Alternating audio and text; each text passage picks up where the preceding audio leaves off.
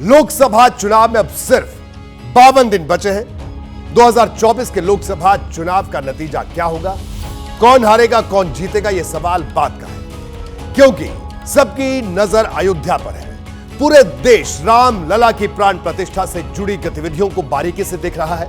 हां, नजरिया सबका अलग अलग है, नजरिए का फर्क दिख भी रहा है। एक तरफ कांग्रेस है, जिसके बड़े नेताओं ने अयोध्या में राम लला के प्राण प्रतिष्ठा कार्यक्रम से दूरी बना ली है। भारत जोड़ो न्याय यात्रा लेकर निकले राहुल गांधी भी उत्तर प्रदेश तो जाएंगे, लेकिन अयोध्या नहीं जाएंगे।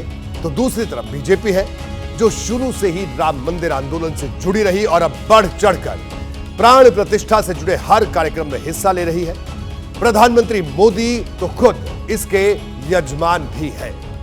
इसी सिलसिले में प्रधानमंत्री बारी बारी से प्रभु राम से जुड़े धार्मिक स्थलों पर जा रहे हैं, वहां पूजा अर्चना कर रहे हैं। प्रधानमंत्री मोदी आज केरल के त्रिशूर पहुंचे, जहां उन्होंने गुरुवायूर मंदिर में पूजन दर्शन किया।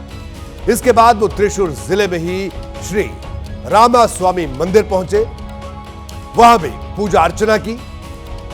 इन धार्मिक यात्राओं के जरिए प्रधानमंत्री मोदी राम के नाम पर पूरे देश को जोड़ने की कोशिश कर रहे हैं। त्रिशूर से निकलने के बाद जब मोदी कोच्चि पहुंचे, वहां भी उन्होंने रामलला के प्राण प्रतिष्ठा से जुड़े कार्यक्रम की बात प्रमुखता से रखी।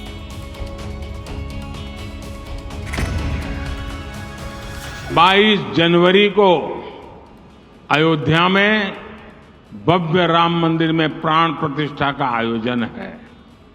मैं भी प्राण प्रतिष्ठा से पहले जो अनुष्ठान होते हैं, उनके यम नियमों का पालन कर रहा हूं।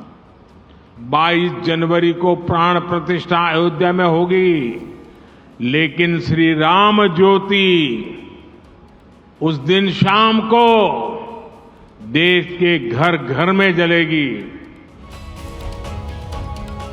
दरअसल अयोध्या में तैयार हो रहे राम मंदिर ने 2024 की चुनावी पिच तैयार कर दी है। खेल के सारे नियम तय हो चुके हैं। ये नियम ऐसे हैं जो बीजेपी की पॉलिटिक्स को सूट करते हैं। नतीजा यह हुआ कि सारी विपक्षी पार्टियां बल्लेबाजी करने के लिए उसी पिच पर उतर गई हैं। राहुल गांधी 22 जनवरी को गुवाहाटी में होंगे। बताया गया है कि वो उस दिन शिव मंदिर जा सकते हैं। बंगाल के सीएम और तृणमूल कांग्रेस की प्रमुख ममता बनर्जी 22 जनवरी को कोलकाता के कालीघाट में पूजा करेंगी। महाराष्ट्र के पूर्व सीएम उद्धव ठाकरे 22 जनवरी को नासिक में कालाराम मंदिर जाएंगे, वो आरती में हिस्सा लेंगे। कर्नाटक में कांग्रेस की सिद्धारमैया सरकार 22 जनवरी को राज्य के सभी मंदिरों में विशेष पूजा करवाएगी। इसके लिए हिंदू धर्म विभाग को निर्देश भी दिया गया है। दिल्ली के मुख्यमंत्री केजरीवाल दिल्ली में सभी 70 विधानसभा क्षेत्रों में सुंदरकांड का पाठ करवा रहे हैं। केजरीवाल ने कल खुद रोहिणी में सुंदरकांड का पाठ किया था और आज वो भजन संध्या में भी पहुंचे। ओडिशा में बीजू जनता दल भी इससे अलग नहीं रह सकी। मुख्यमंत्री नवीन पटनायक ने आज पुरी में जगन्नाथ मंदिर गलियारे का लोकार्पण किया। हिंदुत्व को बीजेपी की पिच कहा जाता है। इसी पर चलकर वो 2 सीट से 303 सीट वाली पार्टी बनी। विपक्षी पार्टियां और उनके नेताओं का यह कार्यक्रम देखें तो एक सवाल उठता है कि क्या बीजेपी अयोध्या के बहाने पूरे विपक्ष को अपनी पिच पर खींचने में कामयाब रहेगी? भगवान के बंदे महंगाई की चक्की में पीस रहा हो, जिस देश में युवा रोजगार के लिए दर दर की ठोकरें खाता हो, कमिटमेंट को बलि की वेदी पे चढ़ा कर करके झूठ के खेती में तब्दील करता हो, जुमला परोसता हो, उसकी कोई पिच इस देश में देश की जनता स्वीकार नहीं करेगी। तो कुल मिलाकर 2024 के चुनाव से ठीक पहले हो रही राम लला की प्राण प्रतिष्ठा ने विपक्ष को एक अलग तरह की परेशानी में डाल दिया है। उन्होंने खुद को सेक्युलर बताने के लिए अयोध्या वाले कार्यक्रम से दूरी बनाई, लेकिन बहुसंख्यक वोट छिटकने का खतरा भी लगा तो हिंदुत्व की पिच पर उतरना पड़ा, जहां बीजेपी का कोई मुकाबला नहीं है। जब आप अयोध्या को लेकर लोगों की भावनाएं देखेंगे तो समझ जाएंगे कि विपक्ष रणनीति बदलने पर क्यों मजबूर हुआ। कहां से आ रहे हैं? राजस्थान से। क्या है पीछे? देखो क्या अच्छा, युवा उठो और चलो 600 किलोमीटर राजस्थान से अयोध्या पैदल यात्रा। 600 किलोमीटर यात्रा जी। कब चले थे? 23 दिसंबर को चले थे। आज 25 डे हो गए कंप्लीट। देखेंगे 24 जनवरी को हो जाएंगे दर्शन। 22 जनवरी को तो हो नहीं सकता। अयोध्या 800 किलोमीटर साइकिल यात्रा। 800 किलोमीटर की साइकिल यात्रा पे निकले। जी सर जी। क्या सोच करके ये प्लान किया था ये मतलब हमारा सौभाग्य है कि भगवान श्री राम के दर्शन करने खतरा चले थे? हमें 5 तारीख को चले थे। कहाँ से? महाराष्ट्र शिरडी से। शिरडी से आ रहे हो? शिरडी से कितने किलोमीटर? 1400 किलोमीटर। कब चले थे?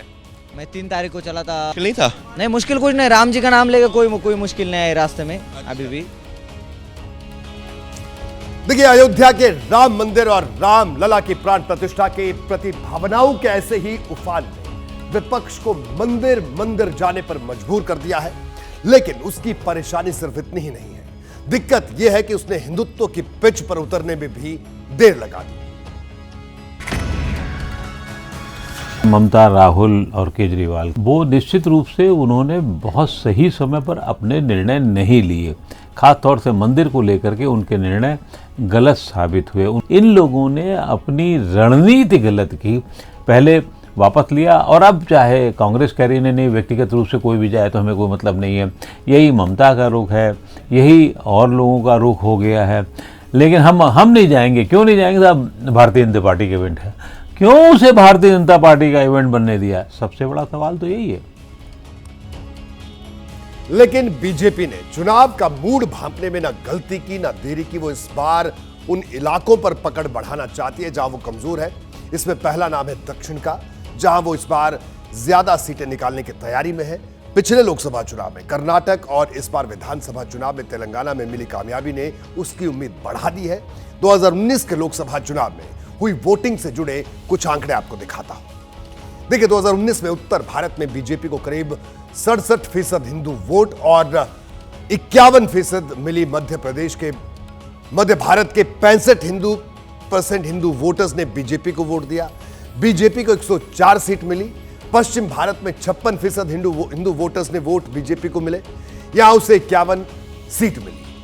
पूर्वी भारत से बीजेपी को 46% हिंदू वोट मिले और 54 सीट मिली। पूर्वोत्तर भारत में 73% हिंदू वोट मिले और 14 सीट मिली। जबकि दक्षिण भारत में हिंदुओं के सिर्फ 19% वोट मिले और 29 सीट भारतीय जनता पार्टी को मिले। चुनाव आयोग धर्म के आधार पर वोटिंग के कोई भी आंकड़े जारी नहीं करता।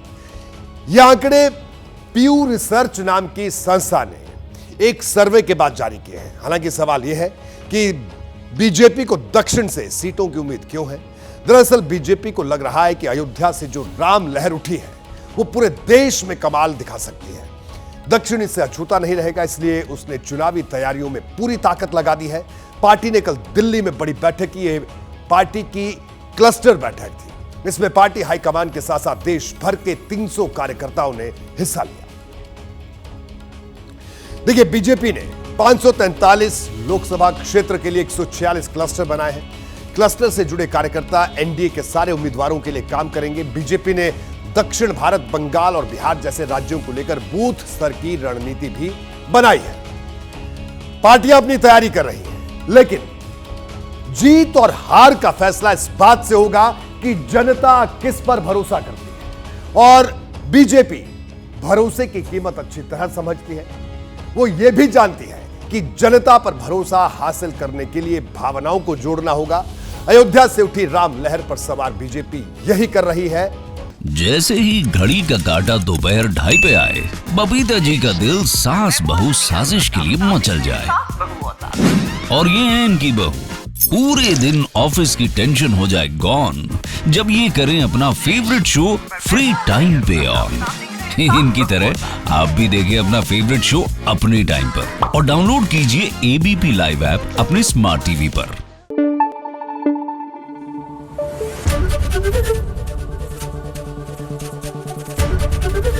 एबीपी न्यूज आपको रखे आगे।